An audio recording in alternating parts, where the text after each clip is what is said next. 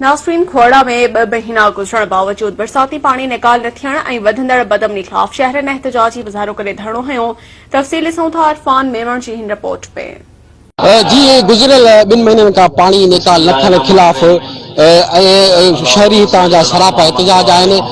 मजमूनी तौर खोड़ा में 2 खां 3 फुट पाणी बीठल आहे ऐं इन वक़्तु अमोन अमान भी खोड़ा जे दाह ते लॻल आहे। अचो हिते जेके शहरी सरापा एहतजाज आहिनि उन्हनि सां ॻाल्हि ॿोल कयूं त उन जो छा मसलो ई हुकूमत जो आहे। जेकॾहिं सही नमूने सां हुकूमत पंहिंजूं ज़िम्मेवारियूं निभाए त सॼी सिंध जो को बि इलाइक़ो न ॿुॾे हा, खोड़ा बि न ॿुॾे हा।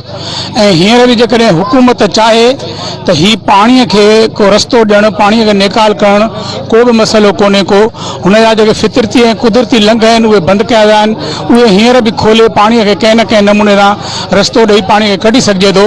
ऐं 2 महीननि खां वठी खोड़ा शहर तोड़ी ॿाराड़ीअ जा ॻोठनि खे हथरादू पाणी ॿोॾि जे सबबु ॿोड़ियो वियो आहे। ऐं ही जेको आहे सो बरसात जो पाणी न आहे। बरसात जो पाणी रहमत हूंदो आहे, ज़हमत न हूंदो आहे। ही असांखे हथरादू ॿुड़ायो वियो आहे, हथरादू कट ॾेई। ऐं असांजा जेको आहे सो हिन वक़्तु असांजी ज़राअत तबाह थी वई आहे ऐं केतिरनि ई मारवाड़नि जा माल जेको आहे सो मरी विया आहिनि ऐं केतिरनि जा बचा जेको आहे सो बीमारीअ वगे ऐं पाणीअ में लुड़ी माउनि जूं झोलियूं ख़ाली थी वियूं आहिनि। ऐं असांजा तालीमी इदारा तक़रीबन जो खोड़ा शहर जो हिकिड़ो स्कूल अस्पताल था का बि शइ खुलियल कान्हे का, सभु तालीमी इदारा बंदि आहिनि। पर ॿाराड़ीअ जा बि जेके आस पास जा असांजा ॻोठ आहिनि, जेकॾहिं खबड़ी आहे, जेको आहे सो खाए आहे ऐं दिलावर उजड़ा आहे, कलेरी आहिनि, तक़रीबन सभु तालीमी इदारा बंदि आहिनि। खुदारा जेको आहे सो असांजे आख़िरी जीअण जो सहारो असांजो जेको आहे सो सघ जेको आहे सो ख़तमु न कयो। खुदारा ॻोठनि मां ऐं जेको आहे शहरनि मां पाणी निकाल कयो। त असांजे हिन आबी दहशतगर्दी पाणी जेको असांजे शहर ते कब्ज़ो कयूं वेठो आहे गुज़िरियल 2 महीननि खां, असांजा तइलीमी इदारा, असांजा स्कूल, असांजा दरसगाहूं, असांजूं अस्पतालूं, असांजा रोड रस्ता जेके ॿुॾा पिया आहिनि पाणीअ जे कब्ज़े हेठि आहिनि, उहे असांखे आजा कराए ॾिना वञनि। नंबर ॿियो, शहरनि जे जान माल जे तहफ़ुज़ खे यकीनी बणायो वञे।